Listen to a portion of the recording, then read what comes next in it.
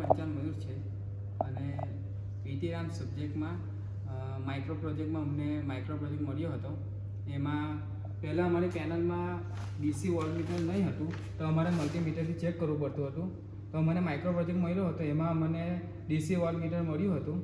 એની range છે 0 થી 300 volt અને એનો પોઝિટિવ ટર્મિનલ એ 0 છે એની ઉપર છે અને નેગેટિવ ટર્મિનલ એ રેન્જની નીચેના એમાં છે એ માઇનસમાં છે.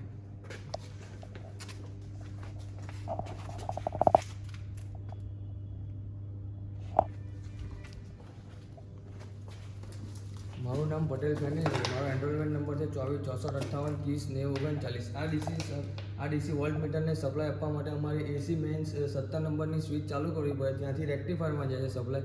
ત્યાં રેક્ટિફાયરમાંથી સપ્લાય આ એસી ડીસી 9 નંબરની એમસીબી ચાલુ કરશો ત્યારે આમાં સપ્લાય આવશે. આમાં સપ્લાય આવશે પોઝિટિવ અને નેગેટિવમાં જ્યારે સપ્લાય છે ત્યારે અહીંયા વોલ્ટ મીટર ડીસી છે એટલે 240 વોલ્ટ દેખાડશે. આપણે 240 લેબમાં આવે છે એટલે. મારું નામ ગાંગાડી દર્શન છે. મારો એનરોલમેન્ટ નંબર 24 64 58 30 90 007 છે. આ રેક્ટિફાયર છે. આપણે ડીસી સપ્લાય મેળવવા માટે પહેલાં એસીનું એસીમાંથી ડીસી કન્વર્ટ કરવું પડે. તો આપણે સૌ પ્રથમ આ એસી એમસીબી ચાલુ કરવી પડે. એસી 17 પછી અહીંયા સપ્લાય આવે.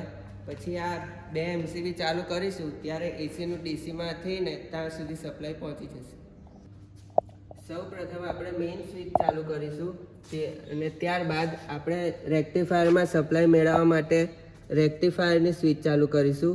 ત્યારબાદ રેક્ટિફાયરને એસી સપ્લાય આપવા માટે એસી 17 સ્વિચ ચાલુ કરીશું અને ત્યારબાદ આપણી પેનલ પર સપ્લાય મેળવવા માટે ડીસી 9 એમસીબી શરૂ કરીશું.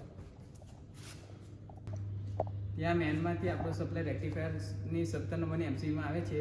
ત્યાંથી સપ્લાય ચાલુ થાય એટલે 9 નંબરની એમસીબીમાં આવે છે અને ત્યાંથી સપ્લાય આપણે અહીંયા આ 2 ટર્મિનલ પર આવે છે અને આપણને દેખાડે છે કે કેટલા વોલ્ટેજ આવે.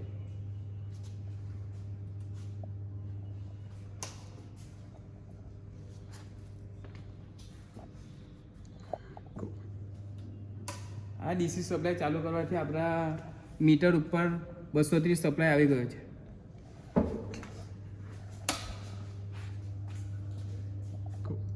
Thank you so much.